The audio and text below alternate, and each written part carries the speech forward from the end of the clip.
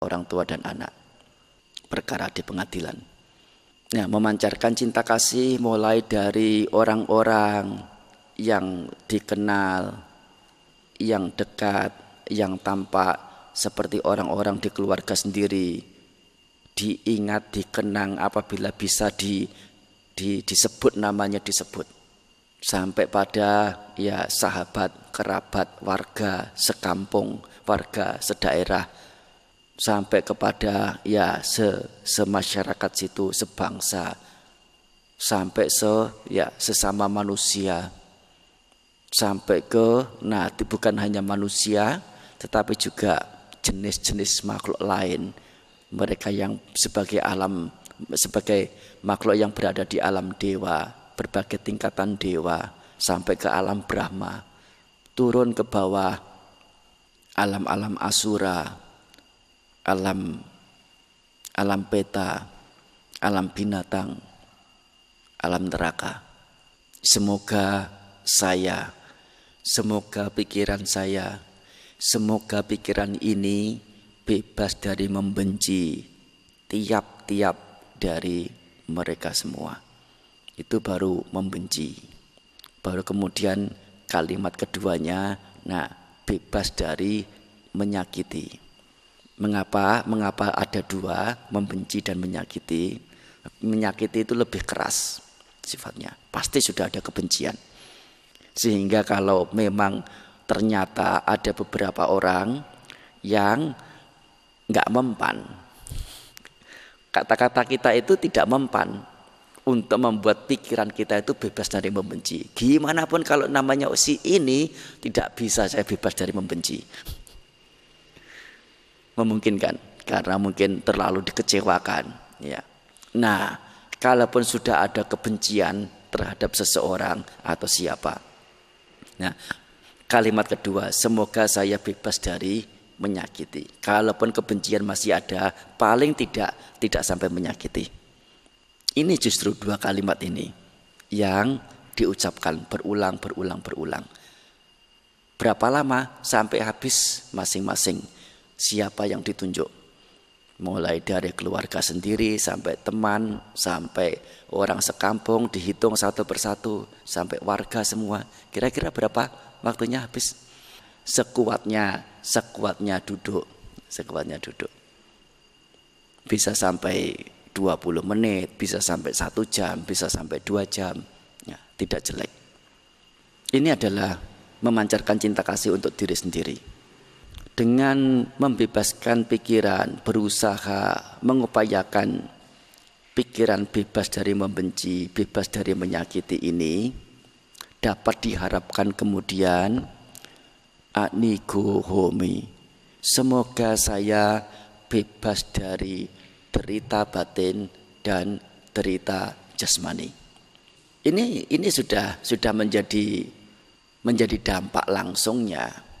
Tidak diharap pun juga akan bisa dicapai. Kalau seseorang telah mampu membawa diri pada keberadaan meta cinta kasih ini, kalau seseorang mampu membebaskan diri dari membenci ini, kondisinya akan menjadi lega, leluasa, lengang, bebas, nyaman, tenang. Yang mana ini kebalikannya. Seseorang yang masih dirundung oleh kebencian, apalagi kebencian yang sangat kuat, menjadi geram, menjadi sangat-sangat marah. Batin orang tersebut tentu bukan keberadaan batin yang lega, leluasa, lengang, nyaman, tenang, bahagia. Dalam keadaan yang sebaliknya, tegang, panas, terhimpit, kacau, penuh dengan kesengsaraan. Dan ini dikatakan bukan kebahagiaan. Kalau seseorang mampu menumbuhkan cinta kasih ini, batinnya akan menjadi sangat-sangat lega, terasa bebas, terasa leluasa, terasa nyaman. Dan ini dia dengan menyatakan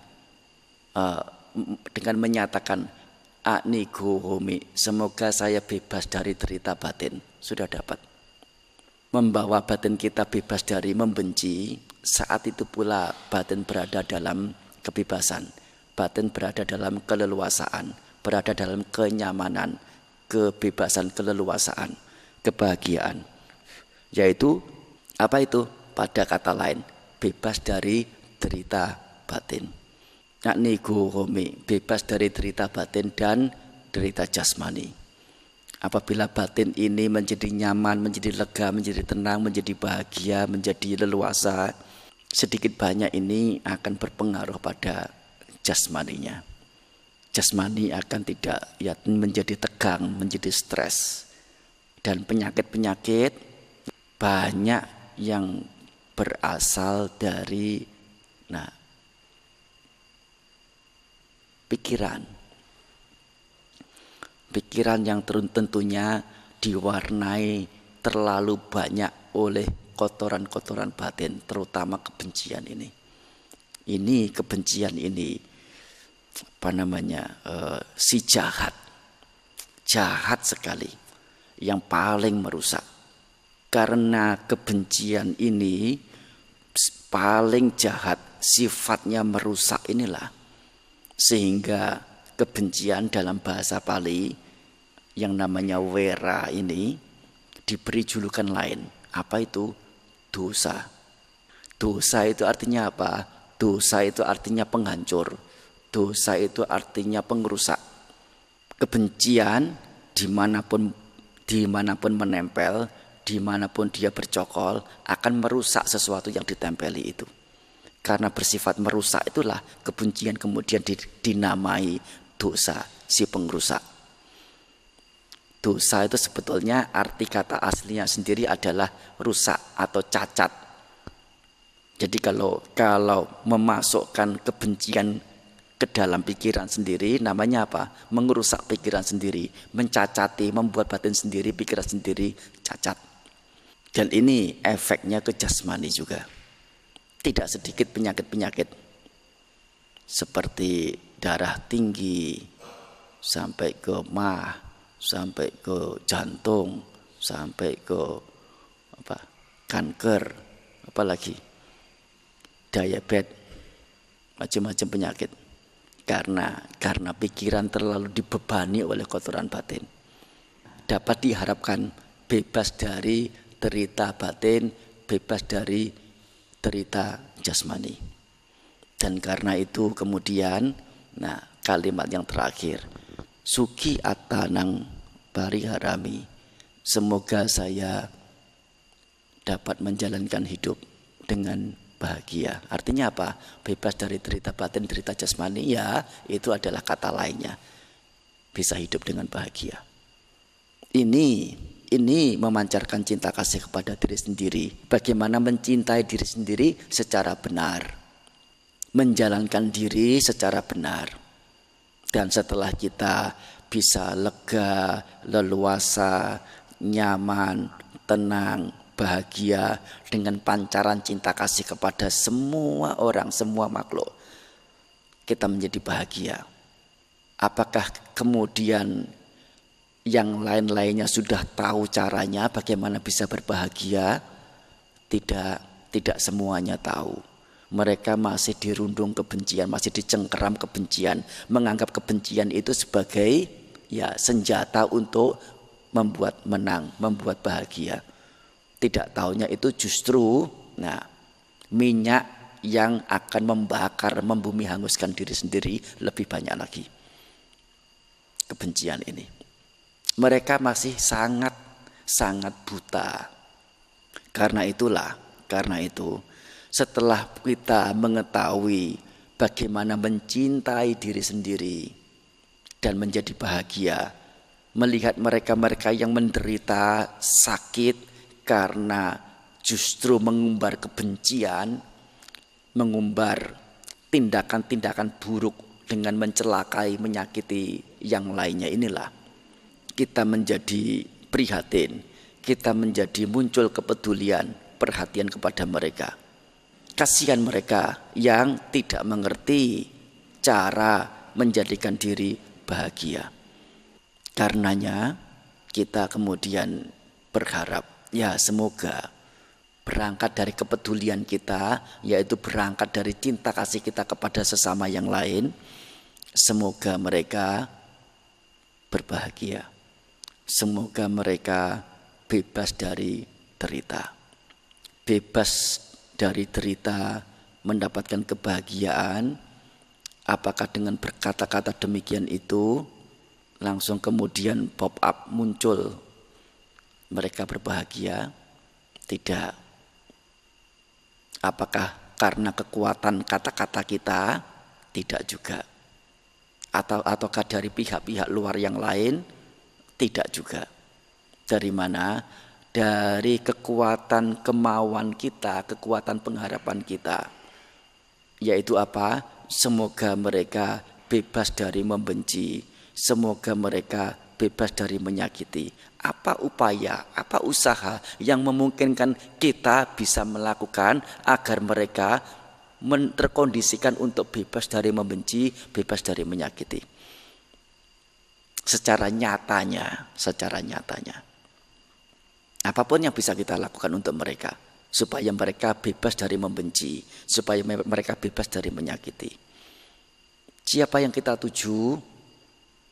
Ya, bisa orang-orang tertentu, ibu, ayah, suami, istri, anak-anak, saudara, keluarga, kerabat, sahabat, sampai pada tetangga, satu kampung, satu warga, satu daerah, satu bangsa, satu seluruh umat manusia, seluruh makhluk di ketiga jenis alam.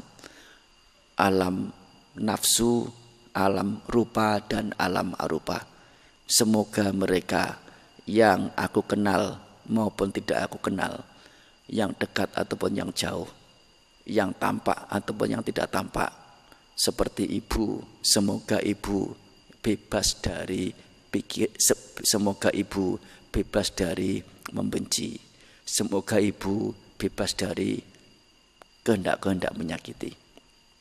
Bukan sekedar ngomong, tapi betul-betul terucapkan dengan kesungguhan hati, mengupayakan, mengharap dengan kesungguhan hati. Dan satu ketika ada upaya agar yang bisa mengkondisikan ibu ini, ibu sendiri bebas dari membenci, mengupayakan.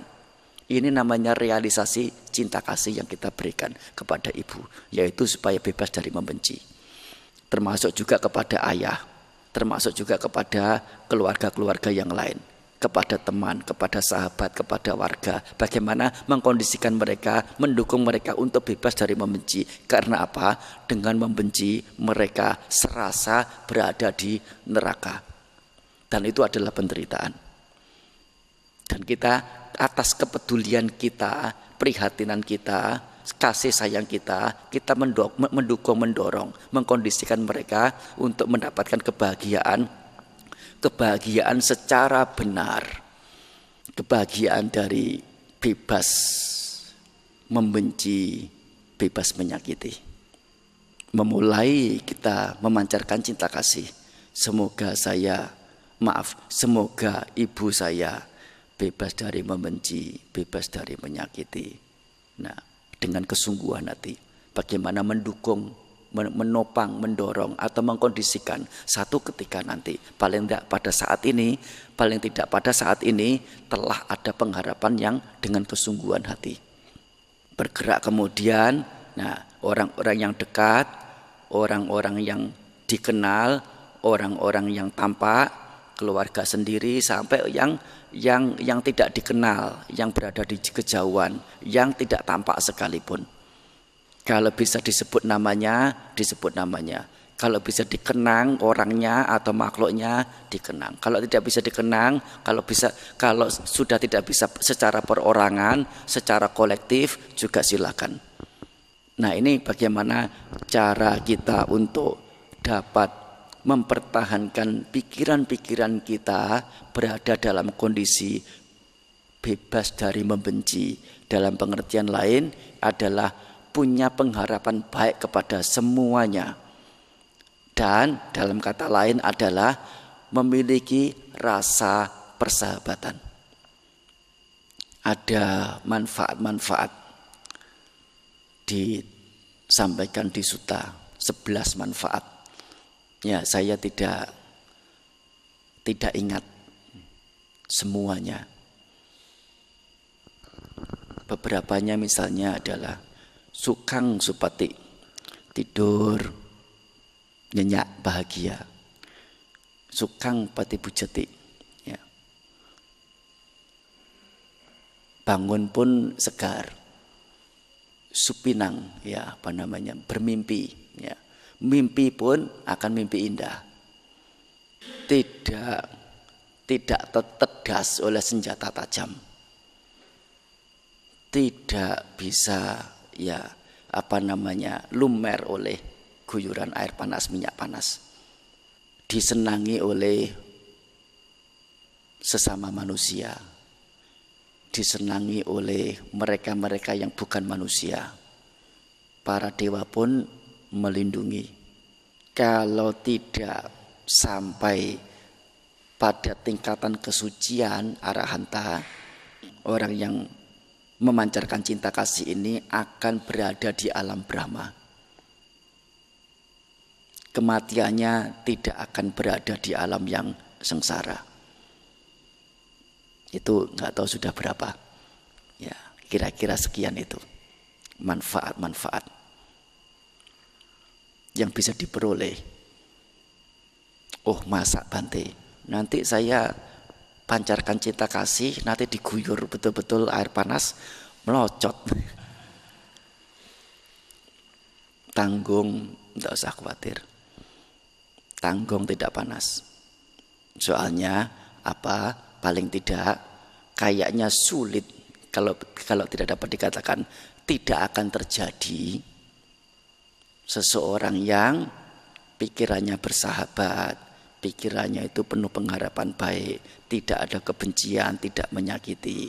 Tahu-tahu ada orang guyur air panas. Betul ya? Nah, yang benar saja. Nah, mungkin akan nggak terdas oleh senjata. Kenapa? Memang tidak ada senjata yang dimasukkan. Paling tidak. Nah, ini terjemahan secara luasnya. Entah itu istilahnya tidak terdas atau tidak masuk, begitulah. Tidak masuk. Nah, tentu saja tidak masuk, tidak mungkin akan masuk senjata itu masuk ke tubuh, tertusuk. Oleh karena apa? Nah, orang yang hanya ada pengharapan baik, ingin orang lain bahagia, ingin orang lain senang, menganggapnya sebagai sahabat, tidak ada kebencian, tidak ada kehendak menyakiti, apalagi menyakiti. Jangankan teman, musuh pun akan jadi segan. Ini orang yang memancarkan cinta kasih, mendapatkan manfaat secara pribadi, secara batiniah, dan secara sosial kemasyarakatannya. Yang pasti adalah orang yang memancarkan cinta kasih ini dikatakan sebagai berdiam dalam kemuliaan.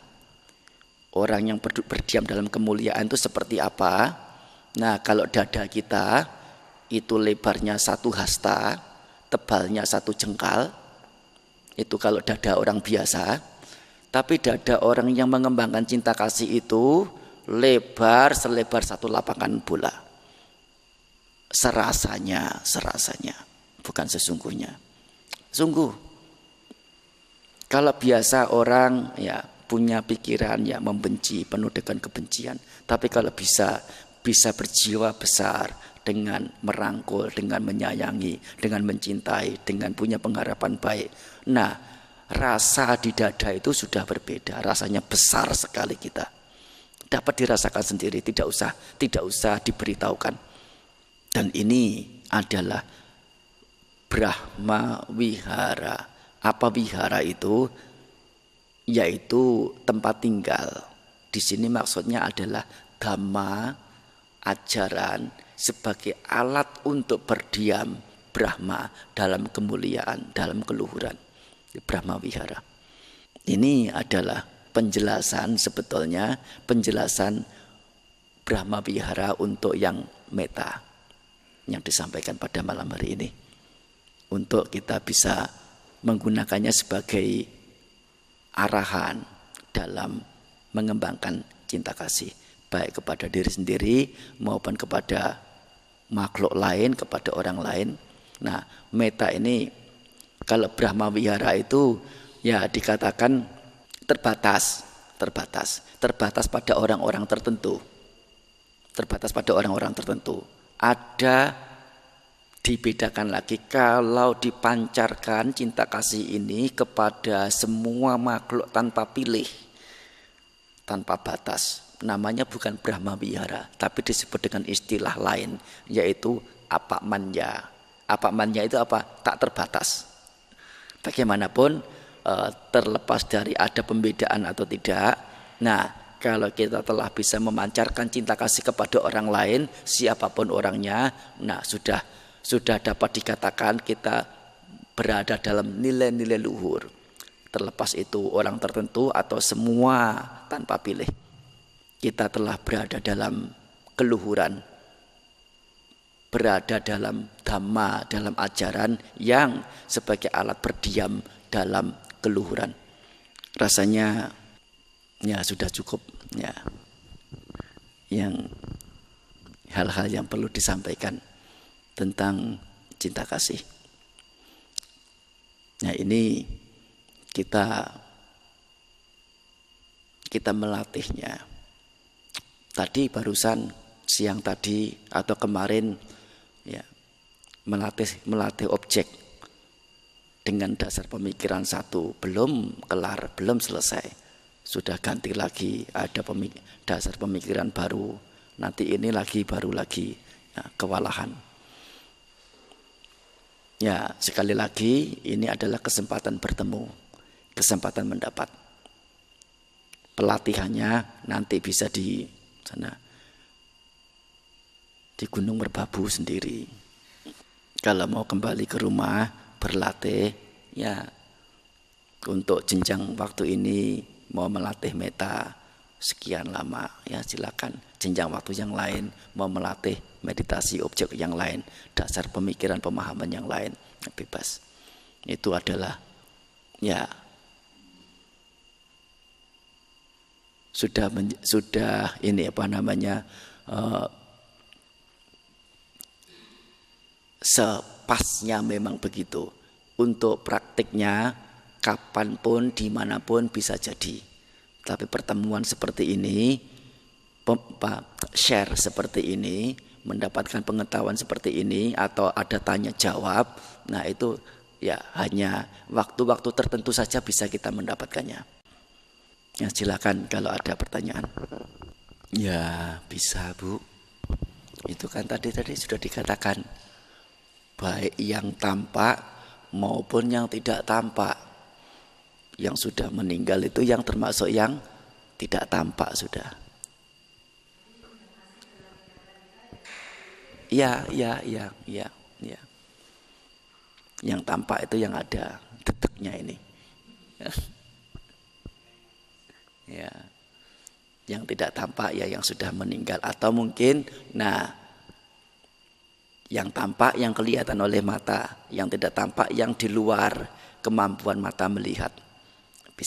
Bisa saja begitu.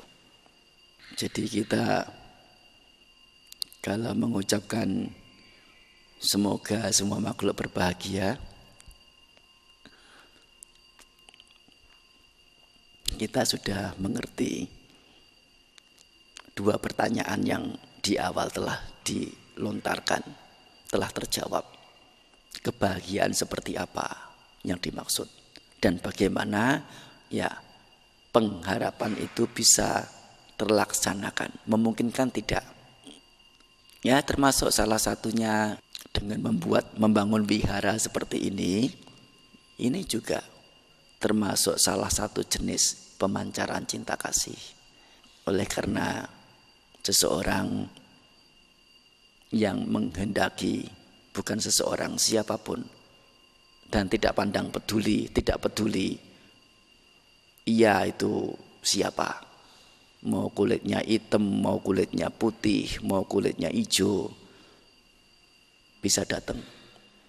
Mau wanita, mau pria, mau anak-anak, mau dewasa, semuanya kalau menginginkan, membutuhkan ya manfaat dari wihara, dalam arti ingin mengetahui ajaran Buddha, mengembangkan cinta kasih, masih memungkinkan mendapatkan cara bagaimana mendapatkan manfaat untuk diri sendiri secara dhamma masih memungkinkan. Dari mana? Dari ya wihara ini juga. Nah, cinta kasih ini adalah cinta kasih yang tertinggi. Yaitu apa? Cinta kasih dengan mengharapkan orang yang dulu tidak tahu satu perbuatan itu adalah perbuatan buruk, lalu melakukan keburukan itu, menjadi tahu sesuatu itu adalah perbuatan buruk dan lalu menghindari keburukan itu.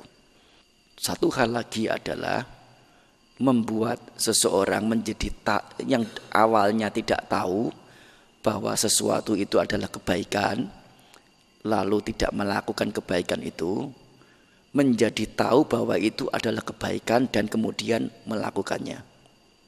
Ini adalah bentuk cinta kasih yang tertinggi.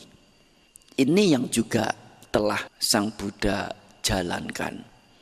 Bagaimana beliau sebagai Bhagawa, sebagai guru besar, dalam arti orang yang punya ketulusan, orang yang punya jiwa besar, orang yang punya kewelas asihan, dengan cara apa? Berbagi ajaran.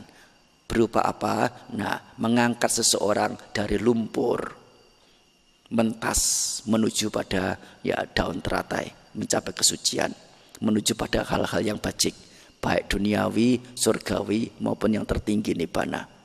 Ini pancaran cinta kasih yang ideal. Walaupun ya kita semua untuk berbuat seperti itu belum mampu. Mampunya kita apa? Nah, memberi sembako ketika ada musibah, kepada orang miskin, kepada panti jompo, panti anak asuh, memberi apapun yang sifatnya itu materi kepada mereka yang kelihatan membutuhkan. Kita berbagi dengan cinta kasih. Apakah ini cinta kasih? Ya. Apakah ini baik? Ya, baik. Tapi dalam agama Buddha bagaimana? Ini cinta kasih rendahan. Artinya rendahan itu bukan tercela bukan, tetapi lumrah saja, bukan sesuatu yang tertinggi. Bagaimanapun ini secara manusiawi, secara hal-hal yang berkaitan dengan manusia adalah hal yang baik, super baik. Soalnya apa? Kebanyakan orang alih-alih memberi, kebanyakan yang mereka lakukan adalah mendapat. Kalau tidak mendapat apa? Mencari. Dan dalam rangka mencari ini kadang tidak memperdulikan cara. Yang baik juga dipakai, yang buruk pun tidak peduli, dipakai juga dalam rangka untuk mencari, dalam rangka untuk mendapat. Sehingga kalau ada orang yang bisa memberi, mau memberi, mampu memberi, adalah orang yang luar biasa. Kalaupun itu hanya sekadar materi.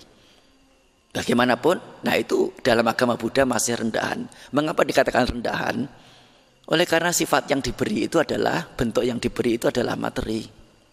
Artinya apa? Sebentar habis. Mau berapa banyak kita punya harta? Kita simpan harta kita kerja sampai seumur hidup. Mati lagi, lahir lagi, kerja, kita kumpulkan lagi, kita tambahkan harta kita yang pada kehidupan yang lampau. Kita kumpulkan, kita beri jangankan kepada 100 orang, kepada 10 orang, kepada 5 orang, kepada 1-2 orang, apakah mereka akan merasa cukup? Akan merasa, oh sudah cukup untuk saya, tidak usah beri lagi. Mungkin sementara, ya cukup. Tapi kemudian pengen ini, pengen itu, pengen apa. Kalau memungkinkan ada lagi, mau enggak? Mau lagi. Tidak ada habisnya. Tidak akan kenyang oleh materi. Karena pemberian, karena kebaikan itu sifatnya adalah bersifat penyenangan pada nafsu-nafsu indrawi, sehingga pemberian materi kalaupun itu baik dikategorikan bukan yang tertinggi. Ada yang lebih tinggi lagi, yaitu apa? Menyelamatkan seseorang dari cengkeraman kematian, menyelamatkan makhluk-makhluk apapun dari cengkeraman kematian. Ini lebih tinggi dari sekedar memberi materi, memberi sembako, memberi barang-barang. Bagaimanapun menyelamatkan makhluk-makhluk dari cengkeraman kematian juga bukan yang tertinggi. Oleh karena kalaupun makhluk itu bisa terselamatkan dari kematian, apa yang dia isi dalam kehidupannya itu, jika hanya untuk mencari, memuaskan secara indrawi saja, sebetulnya itu tidak ada nilai istimewanya. Lebih dari itu, istilah menyelamatkan seseorang, menyelamatkan makhluk dari kematian itu, apakah betul-betul dapat menyelamatkan? Tidak dapat. Bukan menyelamatkan kematian. Artinya apa? Mengolor kematian tiba. Mengolor tibanya kematian. Bukan menyelamatkan. Setiap orang, yang dibantu maupun yang membantu sendiri, ya pasti mati. Dan itu bagi Sang Buddha sendiri tidak begitu penting. Tidak begitu penting. Tidak lebih penting dari saat hidup, meskipun 1 hari bisa memunculkan nilai-nilai luhur. 1 hari hidup diisi dengan nilai-nilai luhur jauh lebih bermanfaat ketimbang 100 tahun hidup tanpa mengisinya dengan nilai-nilai luhur. Kehidupan itu sendiri menjadi tidak begitu ada artinya. Kalaupun dalam nilai-nilai duniawi, artinya sangat besar, sangat-sangat besar. Bukan sekedar bisa dibandingkan dengan materi lagi. Orang bisa membuang materi untuk dapat kesehatan, untuk dapat hidup. Tapi yang ini pun bagi dalam agama Buddha bukan yang tertinggi. Yang tertinggi justru adalah nilai-nilai luhur sejauh apa telah bisa dicapai. Soalnya ini yang menyelamatkan. Soalnya ini yang mendatangkan manfaat. Kalau kita membaca riwayat siswa Sang Buddha, dalam hal ini adalah Bante Anggulimala. Siapa belum tahu nama Bante Anggulimala? Sudah tahu ya? Terkenal kok Bante Anggulimala ini. Hampir setiap umat Buddha pasti tahu. Nama kecilnya Ahingsaka. Ya, karena dihasut oleh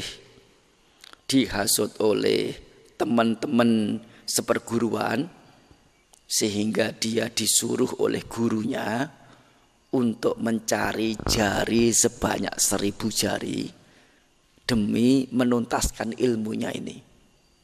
Sebetulnya ini suruhan ini juga semacam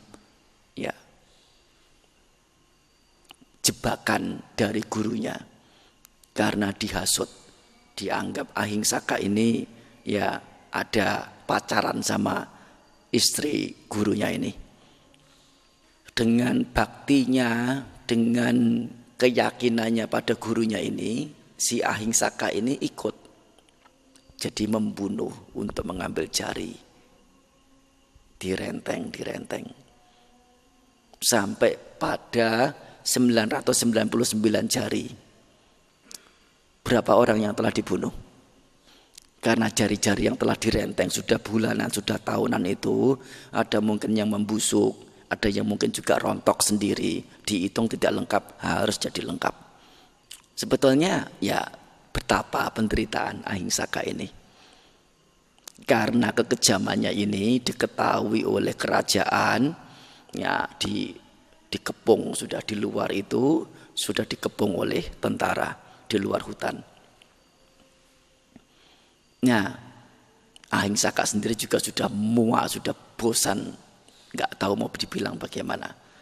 Saking muaknya itu sudah 90 kurang satu saja, bertekad siapapun yang datang akan saya babat lehernya. Di waktu yang di tempat yang lain, di rumah, si ibu Ahingsaka ini melihat tentara yang sudah mengepung, mau memberitahu bahwa di luar sana sudah ada tentara yang mengepung, cari jalan keluar bagaimana, masuk ke hutan. Nah, kejadian seperti ini, Ahingsaka yang sudah bertekad mau membabat siapapun yang mau datang, yang datang lewat, dan si ibu ini juga mau masuk ke hutan menemui Ahingsaka. Sang Buddha melihat kejadian seperti itu, melihat secara insting, secara batiniah. Kemudian bergegas untuk membantu, untuk menolong. Menurut ibu bapak, siapa yang ditolong? Ibunya supaya tidak mati atau Ahingsaka? Ya, Ahingsaka. Yang ditolong Ahingsaka. Ya, secara dhamma, kalau sampai seseorang melakukan perbuatan buruk yang besar, membunuh ibu sendiri, mengerikan. Apalagi Ahingsaka ini punya kecenderungan mencapai tingkat-tingkat kesucian. Sangat disayangkan apabila bertemu dengan pembimbing yang pas, yang cocok, yang mumpuni, dia memungkinkan mencapai tingkat kesucian. Betul juga, Sang Buddha datang menolong bukan untuk menolong ibunya. Urusan ibunya hidup, lahir dan mati, itu urusan makhluk hidup yang pasti akan mati. Tetapi seseorang yang sudah ranum kecenderungan pencapaian kesuciannya ini, apabila tidak segera ditolong dan kalau melakukan keburukan akan jatuh ke alam lain, kemungkinan untuk bisa ranum seperti ini tidak ada jaminan. Sang Buddha membabarkan dhamma kepada Ahingsaka ini sehingga mencapai tingkat kesucian tertinggi, arahanta. Dan itu bentuk cinta kasih Sang Buddha, cinta kasih yang tertinggi. Bukan sekedar memberi materi, bukan sekedar bagaimana bisa menyelamatkan kehidupan, tetapi bagaimana bisa menumbuhkan nilai-nilai luhur pada seseorang, pada makhluk-makhluk. Ya, ini sedikit tambahan dari uraian tentang cinta kasih tadi. Meditasinya objek apa? Bebas. Mau objek yang telah dilatih di hari kemarin, pagi dan siang tadi, atau mau menggunakan objek cinta kasih sebagaimana yang barusan tadi disampaikan, juga dipersilakan. Ya, singkatnya saya mau mengatakan semoga pelatihan ini bisa memberikan manfaat meskipun tidak banyak, secara singkat. Anumodana atas mau hadir, mau ikut, terutama sekali Wihara Magadhamma pengurus. Ya, sudah memberikan tempat, waktu, akomodasi baik untuk saya secara pribadi maupun untuk para peserta. Kegiatan seperti ini tentu sangat bagus. Dan bagaimana masyarakat selain acara ceramah, dengar khotbah, acara kebajikan dengan berdana, sesekali ada acara seperti ini, acara bermeditasi yang di dalamnya itu diisi dengan pengertian-pengertian yang mendalam dalam agama Buddha. Justru ini adalah inti agama Buddha. menjadi umat Buddha apabila mengerti hal-hal yang seperti ini. Meskipun tentu, kalau hanya yakin saja, ya ada keyakinan, terus kemudian bisa mengerti apa itu memberi, mengerti apa itu melaksanakan sila, mengerti apa itu hukum karma, apakah itu bukan beragama Buddha? Tentu itu juga beragama Buddha. Hanya apabila mengisi pengertian-pengertian kita dengan esensi agama Buddha, itu akan jauh lebih sempurna, lebih bisa representatif sebagai umat Buddha. Ya, begitu ya pertemuan kita untuk 2 hari ini.